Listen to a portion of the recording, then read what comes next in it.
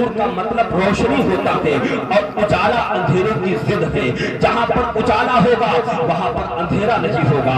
جہاں پر اندھیرا ہوگا تو اجالے کا کام ہے اس اندھیرے کو دور کرنا. گویا کہ قرآن نے جب ہمارے نبی کو نور کہا ہے اور نور کا کام تاریکی کو ختم کرنا ہے تو اس کا مطلب یہ ہوا کہ حضور کی آمد سے پہلے پہلے دنیا کے اندر اندھیرا تھا. حضور جب تک نہیں آئے تھے دنیا کے اندر تاریکی تھی. حضور جب تک کے نہیں آئے تھے دنیا کے اندر اندھیرا تھا. اللہ اکبر, کیسے کیسے اندھیرے تھے. میرے مصطفیٰ کی آمد نہیں ہوئی تھی, دنیا کے اندر ظلم کا اندھیرا تھا, دنیا کے اندر شراب پینے کا اندھیرا تھا, دنیا کے اندر زنا کے گناہ کا اندھیرا تھا, دنیا کے اندر بچوں کو زندہ درگور کرنے کا اندھیرا تھا, دنیا کے اندر تشدد کا اندھیرا تھا, دنیا کے اندر وعدہ خلافی کا اندھیرا تھا, دنیا کے اندر جو ہے کمزوروں کو ستانے کا اندھیرا تھا, دنیا کے اندر بیواؤں کے ساتھ ظلم کا اندھیرا تھا. لیکن جب اللہ کے رسول آئے تو کیسے کیسے اندھیرے مٹے, کس طریقے سے اندھیرے دور ہوئے اور ہوتے بھی دورا, کیونکہ اللہ رب العزت نے اپنے نبی کو جب نور بنا کے بھیجا ہے. جب وہ نور آیا تو ظلم کا اندھیرا چھٹ گیا ہے. جب وہ نور آیا تشدد کا اندھیرا ختم ہوا ہے. جب وہ نور آیا تو عورتوں کو وقار ملا ہے. کیسی عورتوں کے ساتھ ظلم ہوتا تھا. آؤ ایک کہانی سن لو, ایک عرب کی تاریخ پڑھ لو. نبی کی آمد نہیں ہوئی تھی, دنیا کے حالات کیا تھے. ایک شوہر اپنی بیوی کو وصیت کرتا ہے, اے میری شریک حیات, یہ جو تمہارے پیٹ پہ بچہ پل رہا ہے, جو پرورش پا رہا ہے, میں جا رہا ہوں سفر پر. جب میں واپس آؤں اگر میرے آنے سے پہلے اگر تمہارے پیٹ سے لڑکا پیدا ہو تو بڑے ناز و نعمت کے ساتھ اس کی پرورش کرنا, عزت کے ساتھ اس کی پرورش کرنا. اور اگر یہ لڑکی پیدا ہو تو میرے آنے سے پہلے پہلے اس کا گلا دبا دینا تاکہ اس کی منحوس صورت پر میری نسل نہ پڑ پائے. یہ عرب کا معاشرہ ہے, یہ عرب کے اندر تاریخی پھیلی ہوئی ہے کہ وہ بچیاں جن سے محبت کی جانا چاہیے, جن سے پیار کیا جانا چاہیے, جن سے الفت کی جانی چاہیے, ان کے اوپر ظلم ہو رہا ہے. بیوی اپنے شوہر کی بات کو سنتی ہے, شوہر چلا جاتا ہے. کچھ عرصے کے بعد جب اس کی واپسی کا وقت قریب ہوتا ہے, خدا کی مرضی یہی تھی, اس عورت کے پیٹ سے, اس عورت کے شکم سے ایک چاند سی لڑکی پیدا ہوتی ہے. ماں نے سوچا کہ شوہر وصیت کر کے گیا ہے, اگر لڑکی پیدا ہو تو اس کو گلا دبا کے ختم کر دینا تاکہ میری نظر اس کی منحوس صورت میں نہ پڑ جائے. جیسے ہی شوہر کی وصیت کے مطابق اپنا ہاتھ بڑھاتی ہے, فوراً ماں کی منتا آواز دیتی ہے, اے ماں تو کیسی ماں ہے جس بچی کو تو نے 9 مہینے اپنے پیٹ کے اندر رکھا, تو اپنے ہاتھوں سے اس کو ختم کرنا چاہتی ہے, یہ نہیں کر سکتی ہے. تو ایسا مت کر. فوراً اس نے اپنا ہاتھ کو روکا اور ترکیب اس نے سوچی, ہم اس لڑکی کی حفاظت کریں گے. طریقہ یہ ہوگا کہ ہم اس کو پڑوس کے گھر میں دے دیں گے. جب میرا شوہر آئے گا مجھ سے پوچھے گا کہ کون ہوا ہے تو میں کہہ دوں گا کہ لڑکی ہوئی تھی, لیکن تمہاری وصیت کے مطابق ہم نے اس کا گلا دبا کے ختم کر دیا ہے. اللہ اکبر, بچی پیدا ہو گئی ہے. کیا کرتی ہے, دوپہر اور دن کو جو ہے اپنے گھر کے اندر رکھتی ہے. جیسے ہی شام کا سورج ڈھلتا ہے, سورج ڈوبتا ہے, وہ بچی پڑوس کے اندر جاتی, گھر کے اندر جاتی ہے, وہاں رہتی ہے. وہاں جب صبح ہوتی ہے تب آتی ہے. ادھر اس کے شوہر کے واپسی کے دن قریب آ رہے ہیں. جیسے اس کا شوہر ایک دن واپس آتا ہے, کیا دیکھتا ہے, گھر کے آنگن کے اندر ایک چاند کا ٹکڑا کھیل رہا ہے, ایک خوبصورت بچی کھیل رہی ہے. ظالم شوہر نے جیسے ہی اپنے آنگن میں ایک لڑکی کو کھیلتے ہوئے دیکھا, بھٹک جاتا ہے, ظلم پر اتر آتا ہے. جیسے ہی آگے بڑھتا ہے اس بچی کو ختم کرنا چاہتا ہے. بیوی کہتی ہے, اے میرے شوہر تم اس کو اپنے ظلم کا نشانہ مت بناؤ, یہ تمہاری بیٹی نہیں ہے. تمہاری بیٹی کو تمہاری وصیت کے مطابق ہم نے پہلے ہی ختم کر دیا تھا. یہ پڑوس کی بیٹی ہے. اپنا دل بہلانے کے لیے, اپنے غم کو دور کرنے کے لیے, اپنی تنہائیوں کی دہشت کو مٹانے کے لیے ہم اس کو پڑوس سے لے کے آئے ہیں. شوہر مان جاتا ہے. دن گزر رہے ہیں, دن گزرتے جا رہے ہیں. ایک دن کیا ہوتا, وہی ظالم شوہر اس بچی کے ساتھ بڑی محبت سے لپٹ کے کھیل رہا ہے. ماں سمجھتی ہے میرے شوہر کے اندر بیٹی کی محبت پیدا ہو گئی ہے, میرے شوہر کے اندر بیٹی کی محبت رس بس گئی ہے. رات سے پردہ اٹھا دیتی ہے, کہتی ہے, اے میرے شوہر آج میری بیٹی کو باپ کہنے کا حق دے دو, آج میری بیٹی کو ماں کہنے پڑوسن کی بیٹی نہیں ہے، بلکہ میں نے تم سے جھوٹ بولا تھا، کیونکہ اگر میں تم کو سچ سچ بتا دیتی تو تم اسی وقت میری بیٹی کو ختم کر دیتے۔ لیکن آج جب میں تم کو دیکھ رہی ہوں کہ تم محبت سے کھیل رہے ہو تو میں رات سے پردہ اٹھاتی ہوں۔ یہ پڑوسن کی بیٹی نہیں ہے، یہ بیٹی ہماری بیٹی ہے، یہ ہمارا اپنا خون ہے۔ آج اس کو باپ کہنے کا حق دے دو، ماں کہنے کی زبان دے دو۔ شوہر سمجھ جاتا ہے آج پہلی بار ایسا موقع ملا ہے کہ ماں کا آنچل ہاتھوں میں آیا ہے، ماں کا دامن ملا ہے۔ آج تو بیٹی پڑوس میں نہیں جاتی ہے، بلکہ رات اپنے گھر پہ گزارتی ہے، رات اپنے گھر پہ گزار رہی ہے، رات اپنے گھر پہ گزارتی ہے۔ جیسے ہی ماں کے پاس سوتی ہے بڑا چپٹ کے سو رہی ہے، الفت کے ساتھ سو رہی ہے، محبت کے ساتھ سو رہی ہے، کیونکہ ماں کا دامن آج بہت مدت کے بعد ہاتھوں میں آیا ہے۔ جیسے ہی صبح کا وقت ہونے والا ہوتا ہے، وہ جس کے چہرے پر، جس کے ذہن کے اندر ظلم کی چکی چل رہی ہو، جو تشدد کرنا چاہتا ہو، وہ ایک ہی پلان بنا رہا ہے کس طریقے سے اس کو ختم کیا جائے۔ جیسے ہی صبح کا وقت ہوتا ہے، ماں کی کوکھ سے اس بچی کو جدا کرتا ہے، جدا کرنے کے بعد، الگ کرنے کے بعد اپنی بیوی سے کہتا ہے ہم اس بیٹی کو ایک دوست کی دعوت میں لے جا رہے ہیں، ابھی لوٹ آئیں گے۔ اپنی بچی کو ساتھ میں لیتا ہے، ساتھ میں فابڑا ہے، فابڑا لینے کے بعد اب جا رہا ہے، گھر سے نکل رہا ہے۔ عرب کی سرزمین ہے، سنگلار علاقہ ہے، پتریلا علاقہ ہے، چلتے جا رہے ہیں، باپ اور بیٹی چلتے جا رہے ہیں۔ بیٹی نے کیا دیکھا کہ باپ کے پیر جب پتریلی زمین پر پڑ رہے ہیں تو پتھر نکیلے جب اس کے پیروں میں چبھ رہے ہیں تو باپ کے پیروں سے خون نکل رہا ہے۔ ایک بیٹی نے جب اپنے باپ کو اس عالم میں دیکھا، بیٹے کی محبت پکار اٹھی، اے میرے والد محترم، مجھے ایسی دعوت کی روٹی منظور نہیں ہے جس روٹی کے اندر میرے باپ کے قدموں سے خون نکلے۔ آپ واپس چلیے، ہم یہ گوارا نہیں کر سکتے۔ اے بیٹیوں والو، تم نے احساس کیا ہوگا ایک بیٹی جس طریقے سے محبت کرتی ہے، اس کی محبت لاجواب ہوتی ہے۔ دنیا کی ہر چیز میں ایک بار جو ہے ملاوٹ ہو سکتی ہے، لیکن ماں کی محبت ایسی محبت ہے، بیٹی کی محبت ایسی محبت ہے، وہ اٹوٹ محبت کرتی ہے، وہ بے پناہ محبت کرتی ہے۔ جب اس بچی نے اپنے باپ کو اس عالم میں دیکھا، کہنے لگتی ہے آپ واپس چلیے، ہمیں ایسی دعوت کی روٹی منظور نہیں۔ باپ کہتا ہے اے میری بیٹی، تھوڑی دور پہ دوست کا گھر ہے، ابھی آنے والا ہے۔ جیسے ہی میدان میں پہنچتے ہیں، باپ بیٹی کو الگ کرتا ہے، ایک گڈھا کھودتا ہے، گڈھا کھودنے کے بعد اپنی بچی کو قریب بلاتا ہے اور قریب بلانے کے بعد کہتا ہے اس گڈھے کے اندر اتر جاؤ۔ بیٹی سمجھ رہی تھی میرا باپ ہے، مجھ سے مذاق کر رہا ہے، مجھ سے تفریح کر رہا ہے، مجھ سے ٹھٹا کر رہا ہے، لیکن اس کو نہیں معلوم تھا وہ درندگی پہ اتر آیا ہے، وہ ظلم پر اتر آیا ہے۔ جیسے ہی اس گڈھے کے اندر اتری، فوراً باپ مٹی ڈالنا شروع کر دیتا ہے۔ بیٹی سوچ رہی ہے میرا باپ مجھ سے تفریح کر رہا ہے، میرا باپ مجھ سے مذاق کر رہا ہے۔ جب مٹی زیادہ ہونے لگی تو سمجھ جاتی ہے کہ میرا باپ مجھے زندہ تربور کرنا چاہتا ہے، مجھے اس مٹی کے اندر دفن کرنا چاہتا ہے۔ جب اس نے اپنی بے کسی دیکھی، اپنی بے بسی دیکھی، اپنے باپ کو مخاطب کرتے ہوئے کہا اے باپ، رزق دینے والا تو نہیں ہے، روزی دینے والا تو نہیں ہے، روزی دینے والا میرا پروردگار عالم ہے۔ تو مجھے زندہ تربور کرنا چاہتا ہے، تو مجھے مارنا چاہتا ہے۔ جب وہ بے بس ہو گئی، بالکل لاچار ہو گئی، مٹی کے اندر دبنے لگی، تب اس نے رب کی رحمت کو آواز دی اے پروردگار عالم، کب تک ان بچیوں پر ظلم رہے گا، کب تک ان بچیوں کو زندہ تربور کیا جاتا رہے گا، کب تک یہ بچیاں درندگی کا شکار ہوتی رہیں گی۔ ایسے وقت میں جب وہ مظلوم بچیاں، جب وہ پریشان حال بچیاں اللہ کی رحمت کو آواز دے رہی تھی، اللہ کی رحمت کو جوش آتا ہے اور اللہ تعالیٰ 12 ربیع الاول شریف کو اپنے آخری نبی کو بھیج کر ان بچیوں سے گویا کے ارشاد فرما رہا ہے اے بچیوں، اب تم پر ظلم نہیں ہوگا، اب تم کو زندہ دفن نہیں کیا جائے گا، تم کو زندہ دفن ہونے سے بچانے کے لیے محمد رسول اللہ تشریف لا رہے ہیں۔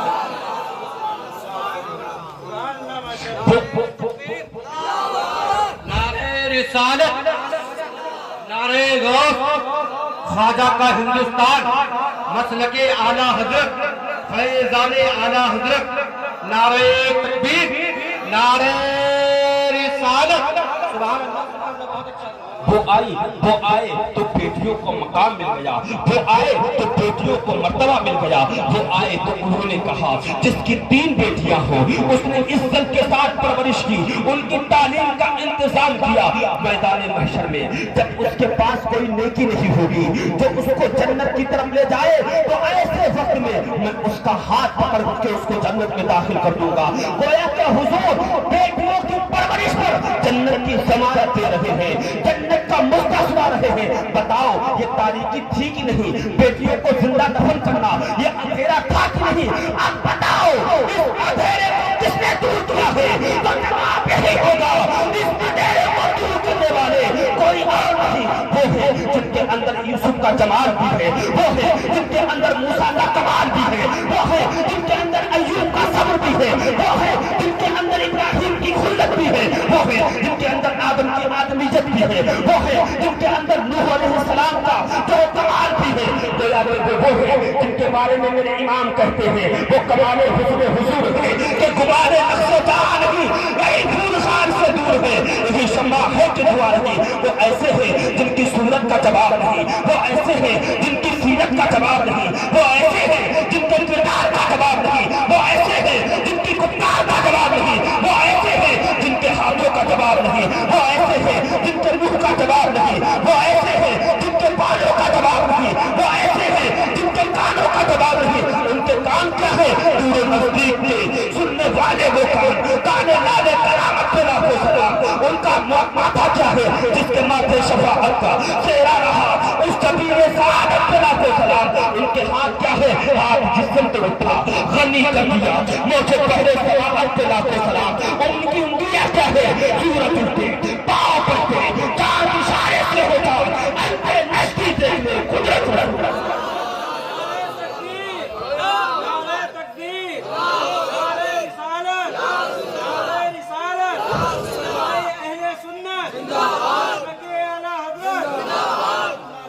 उनकी आमद से पहले पूरी दुनिया के अंदर अंधेरा है, लेकिन जब वो आए तो अंधेरे खत्म हो रहे थे, बच्चियों को जिंदा दरगोर किया जा रहा था। उनकी आमद से ये तारीकी खत्म हुई। एक अंधेरा और था अरब की सरजमीन पर, वो शराब पीने का अंधेरा था। शराब के वो कैसे आदी थे?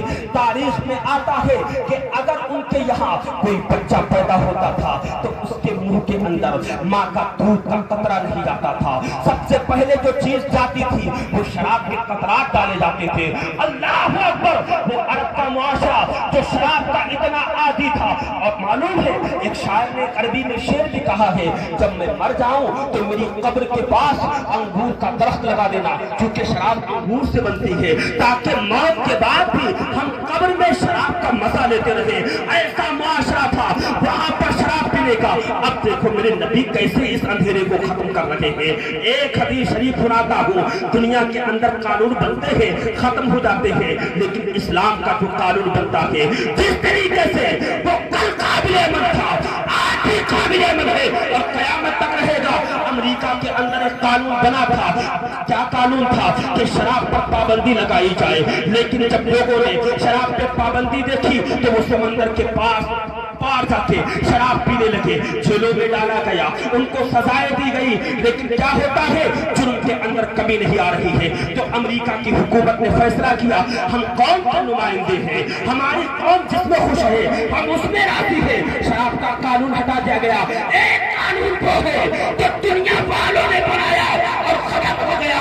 अब एक कानून वो है जो ज़मीन मदीना पर बढ़ रहा है, जिसको अल्लाह रब्बुल इज्जत अपने रसूल की ज़बानी बना रहा है। आलम क्या है? शराब पी जा रही है। अल्लाह ने कुरान के अंदर आयत नाज़िल कर दी, आज से अल्लाह ने शराब को हराम कर दिया है। रसूलुल्लाह ने एक सहाबी को हुक्म दिया, जाओ मदीने की गलियों के अंदर ऐलान कर दो कि आज से अल्लाह और उसके रसूल ने शराब को हराम करार दिया है। वो निदा करने वाला मदीने की गलियों में दौड़ रहा है, निदा कर रहा है, अहले मदीना सुनो, जो शराब पी चुके हैं तो पी चुके।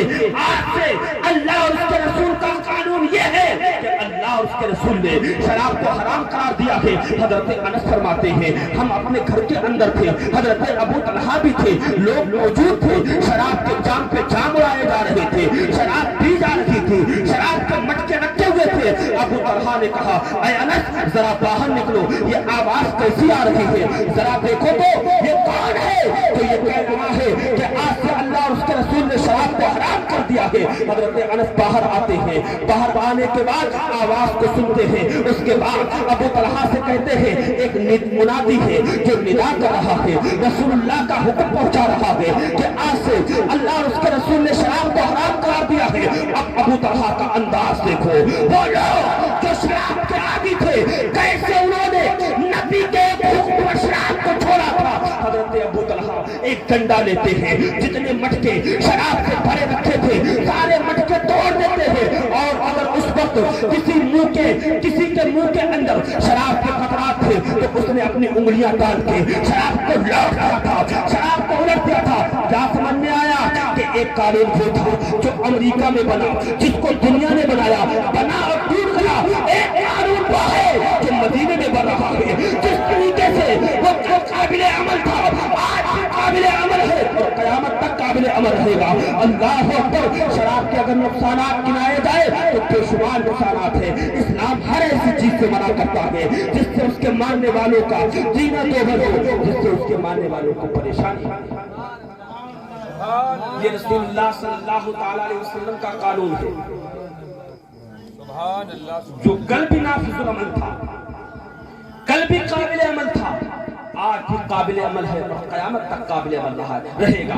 गोया कि अल्लाह के रसूल ने एक तारीकी को और खत्म किया। वो कौन सी तारीकी? वो शराब की तारीकी। अब अगर मुस्लिम माशरे के अंदर शराब का पैरा खिलाफ कर रहा है, लोग शराब का नाम बदल के अगर शराब पी रहे हैं तो गोया कि वो मेरे आका के हुक्म की नाफरमानी कर रहे हैं।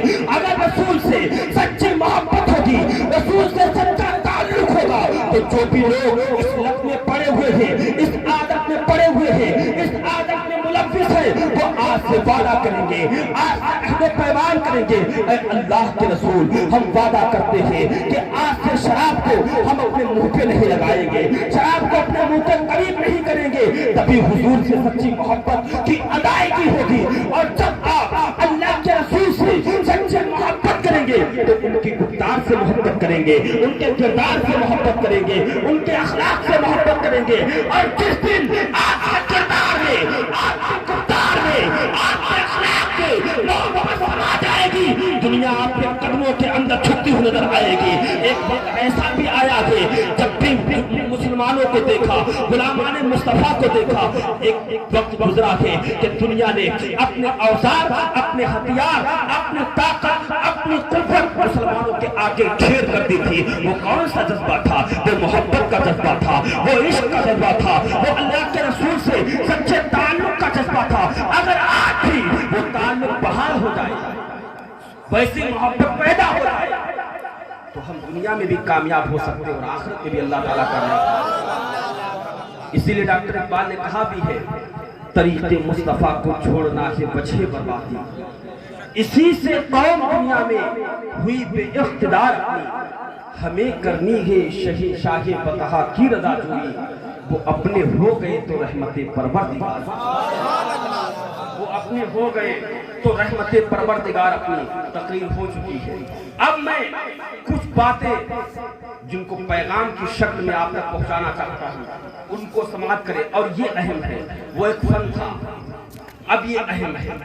हम फन के कायल नहीं हैं, जमाना मकसद नहीं है, कौम तक बातें पहुंचे, अमल हो, बेरार भी छूटे, इहाए शरीयत हो, नबी अकरम सल्लल्लाहु ताला अलैहि वसल्लम के तरीके और हयात पर, और जो आपने अपनी सीरत के जरिए से पैगाम दिया है, उस पैगाम पर अमल किया जाए तो अल्लाह ताला उसकी बरकत से दुनिया भी कामयाब कर देगा, आखिरत भी कामयाब। सबसे पहला पैगाम, आप इस बस्ती के अंदर रहते हैं, इत्तिहाद से रहे, मोहब्बत से रहे, अखलाक के साथ रहे, क्योंकि जब लकड़ियां इकट्ठी होती है, एक जा होती है, तो कोई उनको तोड़ नहीं पाता है।